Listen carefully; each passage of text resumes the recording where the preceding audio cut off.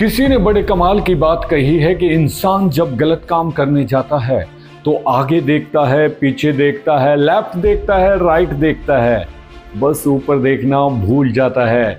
दोस्तों, मैं हूं संजय रामपल। एक बड़ी छोटी सी कहानी एक महात्मा जी की जो अपने शिष्य के साथ भ्रमण पर निकले हुए थे। वे एक गांव से दूसरे गांव जाते, एक शहर से दूसरे शहर जाते थे। यही उनका रूटीन था। भ्रमण पर निकले हुए थे, जहां रुक जाते थे शाम में वहां प्रवचन करते थे। महात्मा जी ज़्यादा बात नहीं करते थे, उन्हें शांत रहना पसंद था। उनका जो शिष्य था उसको दुनियादारी की बातों में बड़ा इंटरेस्ट था। दूसरे की ज़िंदगी में ताका झाकी करने में यकीन रखता था। लोगों से ज़्यादा बात करना उसे पसंद था। महात्मा जी को ये सब पसंद नहीं था। वो ज़्यादा किसी के जीवन में ताका झाकी नहीं करते थे। अपना काम से काम रखते थे, अपने रास्ते पर चलते थे। एक सुबह निकले हुए थे भ्रमण पर, वहीं उनकी यात्रा चल रही थी। एक नदी के किनारे से जा रहे थे तो उन्होंने देखा कि एक मछुआरा जो मछली पकड़ रहा था। गुरुजी तो अपना चुपचाप, महात्मा जी तो निकल गए। शिष्य से रहा नहीं गया और वो दौड़ करके मछुआरे के पास गया और उसको जाकर के अहिंसा का उपदेश देना शुरू किया कि तुम्हें हिंसा नहीं करनी चाहिए, काम करो, ये है वो है, बहुत से समझाया।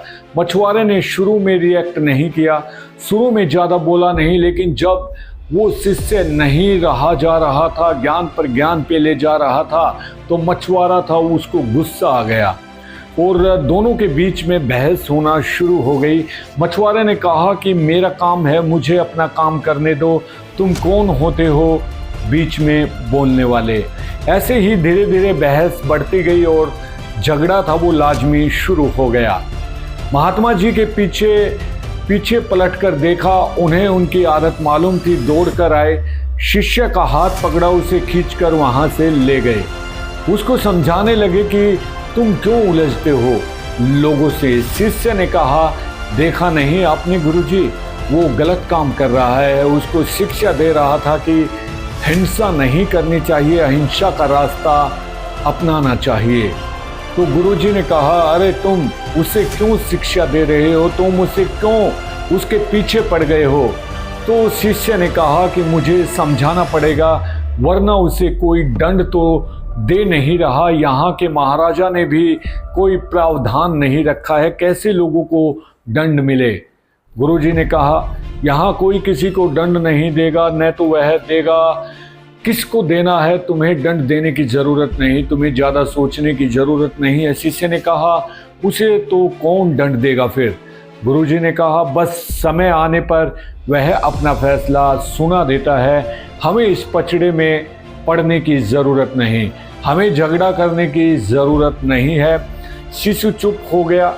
गुरुजी ने समझाई थी कि बात ज़्यादा बोलना नहीं। इस बात को 2 साल बीत गए। कमाल हुआ कि उसी रास्ते से वापस जा रहे थे।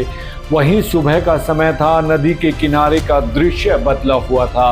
अब वो शिष्य देखता है कि वहाँ एक सांप है जो अपनी जान बचाने के लिए तड़प रहा है और चींटियाँ उसे नोच नोच के खा रही थी। शिष्य ने यह भी देखकर रहा नहीं गया और दौड़ गया सांप को बचाने के लिए। गुरुजी ने फिर से हाथ पकड़ लिया, बोले नहीं, जो हो रहा है होने दो।